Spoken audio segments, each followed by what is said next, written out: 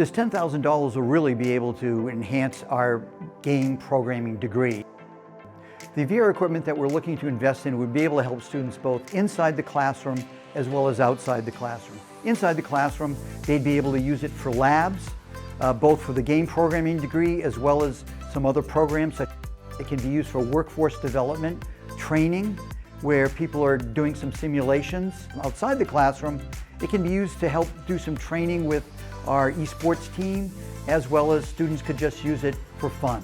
I eventually want to work for a gaming company, and I can see the trend starting already where things are moving more away from the PCs and the consoles and into the VR world. Having classes in here that would teach you how to really go into and build in VR and create games there would be huge, especially going further into the future and with your career. And you want to have skill assets that are going to make you valuable to your company to be able to go into the VR and convert games over or create new games. We really appreciate the support and engagement of our alumni, and we look forward to partnering with them again.